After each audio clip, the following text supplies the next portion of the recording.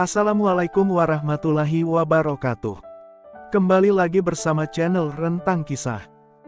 Kali ini, saya akan berbagi informasi mengenai semakin meluasnya aksi pembakaran Al-Quran di berbagai wilayah negara di Eropa. Selain dituding sebagai bentuk Islamofobia, aksi tersebut dilakukan dengan alasan sebagai wujud kebebasan berbicara. Al-Quran adalah pedoman hidup dan kitab suci agama Islam. Bagi Muslim, Al-Quran adalah wahyu ilahi yang diturunkan kepada Nabi Muhammad SAW melalui perantara malaikat Jibril selama periode 23 tahun. Mulai dari tahun 610 Masehi hingga tahun 632 Masehi. Al-Quran merupakan wahyu terakhir dan puncak ajaran Islam. Bagi umat Muslim, Al-Quran dianggap sebagai mukjizat terbesar Nabi Muhammad SAW dan dihormati sebagai kitab suci yang harus dibaca, dipahami dan diamalkan.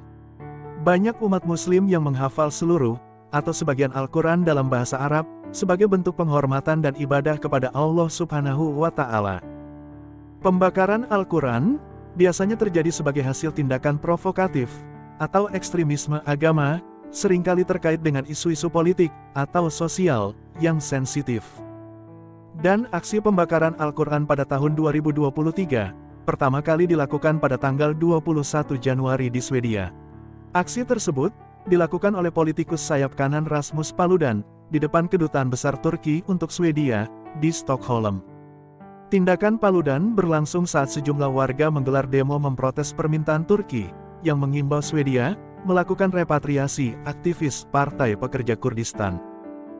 Aksi pembakaran Al-Quran itu dilakukan Paludan sebagai bentuk protes terhadap Turki, lantaran menghalang-halangi Swedia untuk bisa menjadi anggota Aliansi Pertahanan Negara Atlantik Utara, NATO. Aksi tersebut langsung meningkatkan ketegangan Swedia dengan Turki dan membuat geram beberapa negara lainnya, termasuk Indonesia.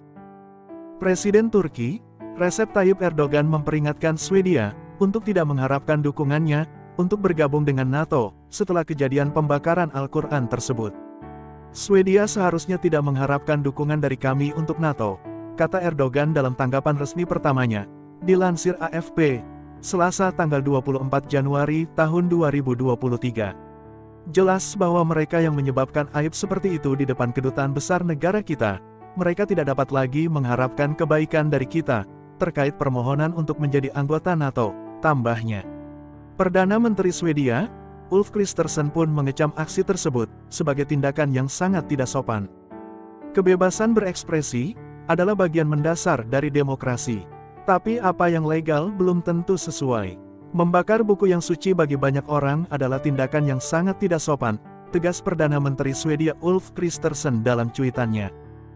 Dia pun bersimpati dan meminta maaf kepada umat Muslim di seluruh dunia. Saya ingin mengungkapkan simpati saya untuk semua Muslim yang tersinggung dengan apa yang terjadi di Stockholm hari ini, ucapnya. Belum tuntas persoalan aktivis ekstremis Swedia, Rasmus Paludan, kasus penistaan kitab suci umat Islam ini, kembali terjadi di Eropa, tepatnya di Den Haag, Belanda. Menyusul Paludan, politikus sayap kanan Belanda, Edwin Wagensvet, merobek dan menjatuhkan lembaran-lembaran kitab suci Al-Quran ke tanah, pada Minggu tanggal 22 Januari tahun 2023. Aksi yang dilakukan di depan gedung parlemen di Den Haag itu, terekam dalam banyak video unggahan di media sosial. Melansir Anadolu Agency, aparat kepolisian setempat dilaporkan memberinya izin untuk melancarkan aksi tersebut, dengan syarat dia tidak membakar kitab suci umat Islam.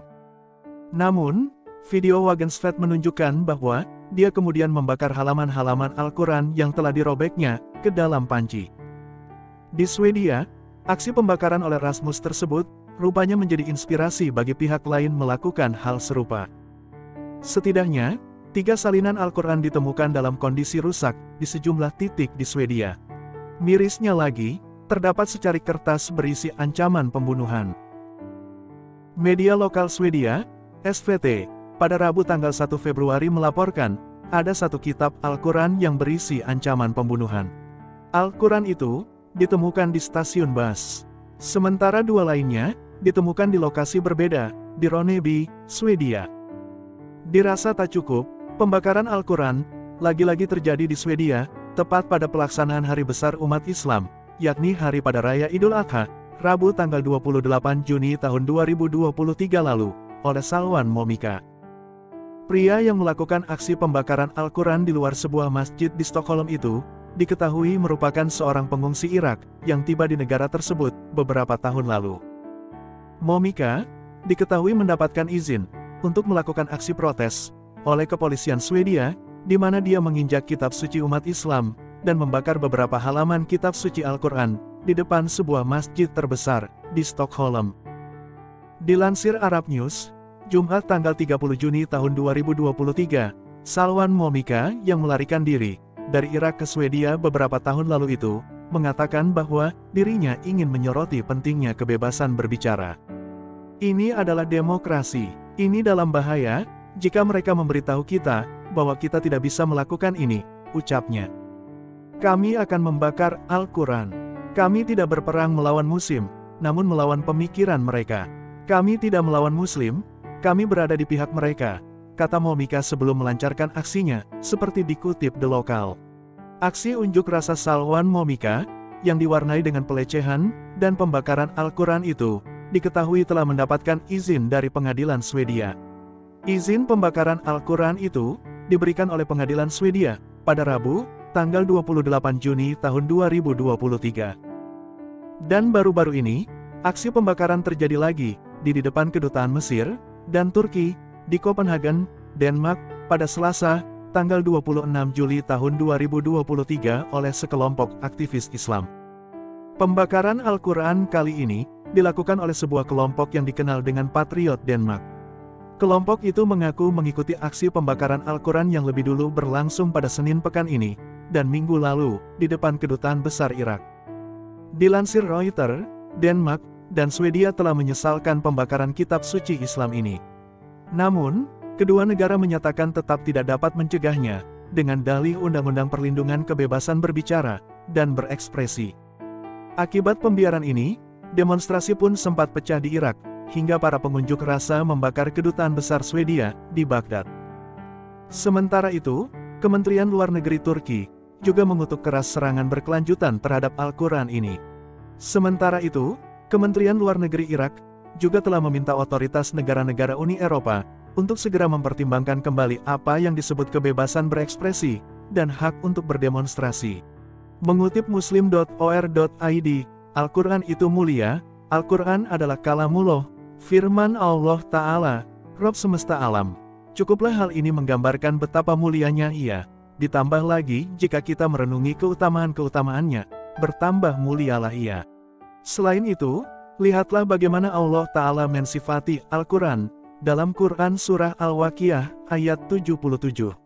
Sungguh ia adalah Al-Quran Al-Karim, yang mulia. Dan sesungguhnya, Al-Quran itu dalam induk Alkitab, Lauh Mahfuz, di sisi kami, yang Ali, benar-benar tinggi kedudukannya, dan Hakim, amat banyak mengandung hikmah. Quran Surah As-Zukhruf, ayat 4. Dan banyak lagi pujian-pujian dan pemuliaan Allah Ta'ala terhadap Al-Quran. Maka pantaskah kita sebagai hambanya, malah menghinakan Al-Quran? Benar-benar perbuatan keji, dan mungkar, yang hanya bisa dilakukan oleh orang kafir. Sekian konten Islami kali ini. Nantikan konten Islami menarik lainnya, hanya di channel Rentang Kisah. Jangan lupa subscribe, like, komen dan share video ini, ya, teman-teman. Terima kasih.